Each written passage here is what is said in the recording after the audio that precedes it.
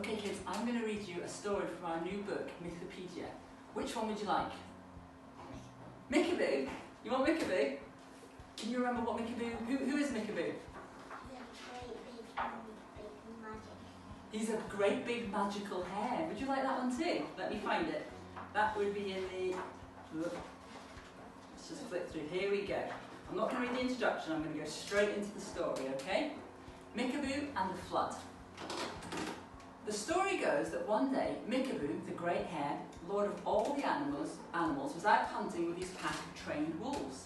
As the wolves bounded ahead, they all ran together into a lake and disappeared beneath the water.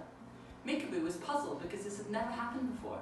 He followed the wolves into the lake to look for them, but the water rose up around him higher and higher and higher, and became a mighty rushing flood that drowned the whole world. When the water calmed, there was no land in sight at all.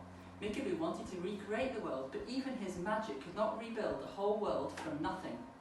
He needed a little piece of earth or soil to start off with, and he called on the other animals to help him. Flying high in the sky above was the raven. "Raven!" Mythicaboo cried. "Fly across the water and look for land, then bring me back some soil so that I can rebuild the world."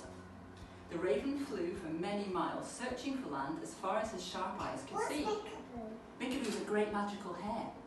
I'll tell you what, let's just see a little picture of Mythicaboo. There we go, I should have shown you that first, really. He's a magical hare from North America.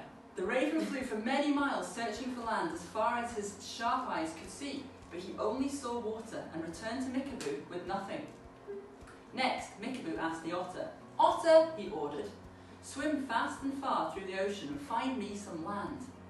Bring me back a piece of it to build a new world with." The otter swam away at once, but no matter how far he swam, his feet never found land, and when he returned many hours later, he too had nothing. Just then, the muskrat, there's the muskrat, you two, there she is, it's like a little waterfall, swam up to Mythicaboo. "I can help," she said, and she dived down deep below the waves, to the bottom of the flood, where the mud of the old earth remained. She scooped some of it up with her little paws, and swam back to the surface where Mythicaboo was waiting. Mythicaboo used his magic to turn it into an island, which he then set in place in the middle of the ocean. It grew and grew and grew, becoming a great land with mountains and valleys and rivers and meadows and grass and trees.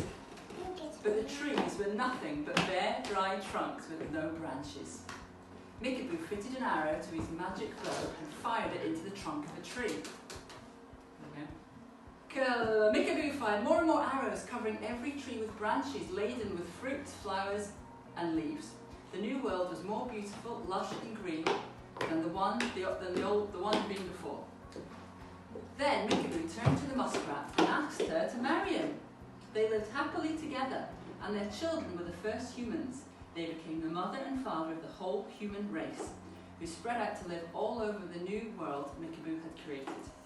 From that day on, Mythicaboo has always helped his children, the humans. He gave them picture writing and woven nets for fishing. He visits them in their dreams and whispers to them about the best places to go hunting and fishing. And each day he brings sunlight so that the humans can find their way, build their homes, gather food and live in happiness.